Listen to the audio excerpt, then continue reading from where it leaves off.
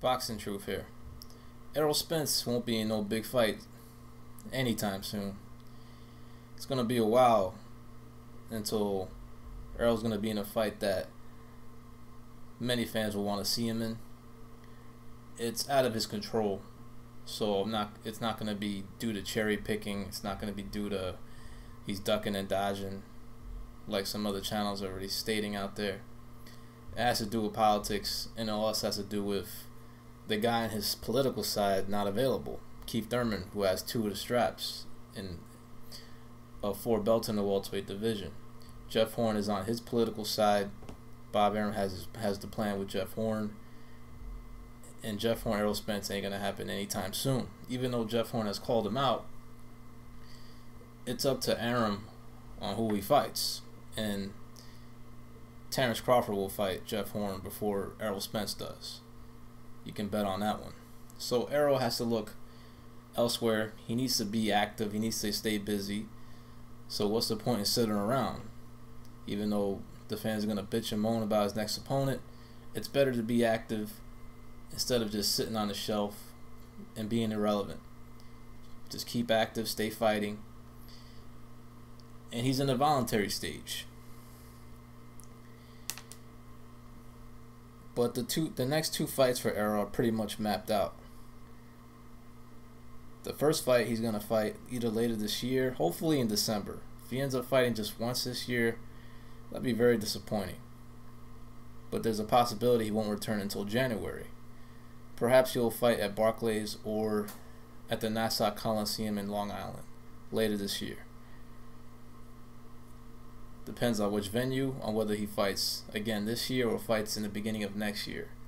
So the momentum has stalled somewhat since his big win over Kell Brook. And there's no big names available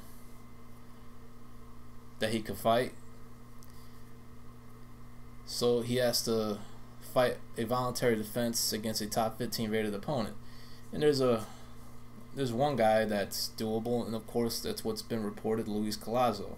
And that's not a bad fight. Collazo is a capable fighter. It's a decent matchup. It's a good test for Errol. Luis is still got some left. He knocked out Sammy Vasquez in his last fight. Felix Diaz's best win. He's knocked out Victor Ortiz. He almost knocked out Keith Thurman. He's a guy that's been at the top level, has taken L's, has done well, and has done poorly against the top names in the sport. But Collazo is a very experienced guy. He could provide a decent test for Errol in his first defense of his IBF strap. It's not a bad first defense. He is rated, so it's a fight that will be approved. He's also an Al Haymon client, so obviously that fight is very makeable. Or you could fight Lamont Peterson. He's not rated by the IBF, but the IBF will approve of him as an opponent because he holds a strap within a recognized organization. Lamont will be a better fight, I believe, since Lamont is fresher, younger.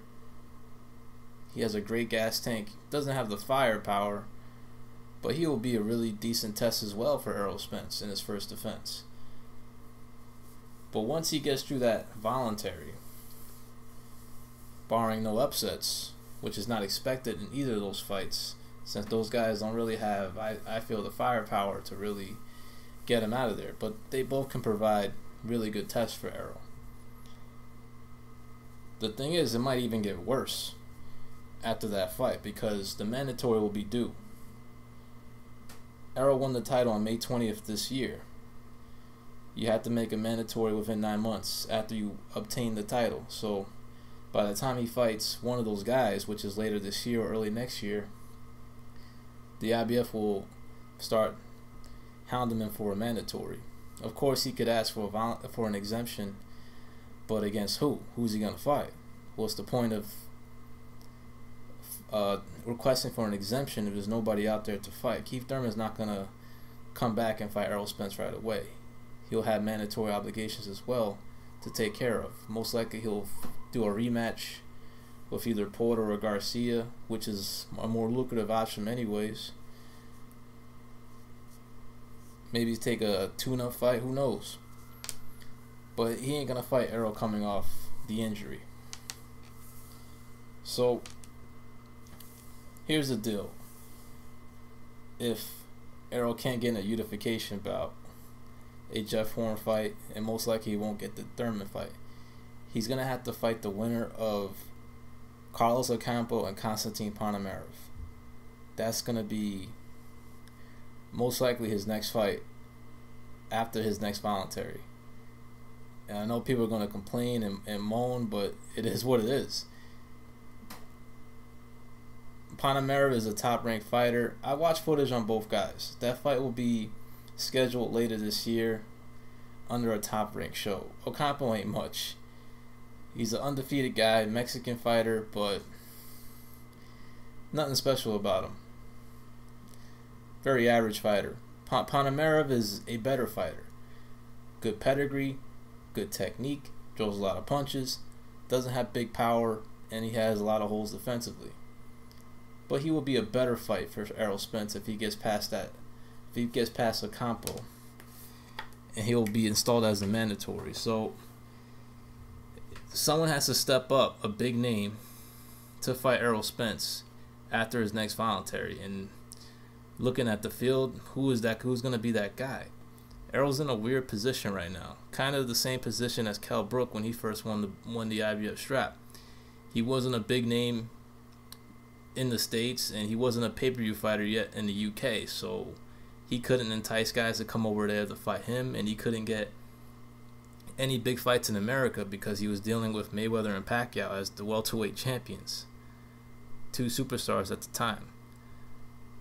And now Errol, even though he's champion, he's still a B-side amongst some of the Al Haymon clients. For instance, say Danny Garcia. Say Al Haymon comes to Danny Garcia and he says, look, you want to fight Errol for the title? Danny's going to say, Al, I'm the A-side, bro. I'm the bigger name. Look at my biggest payday. Look at Errol's biggest payday. If you want me to fight Errol, how much are you going to pay me? It won't be near as much as he's made for Keith Thurman and other fights. And most likely he's going to turn it down. He's going to say, why would I fight him for that when I could fight Keith Thurman again for much more? I could fight Amir Khan for much more. I could get a Jeff Horn fight in Australia if Bob Arum approves. So why would I take the least financial option on the table when there's other fights out there?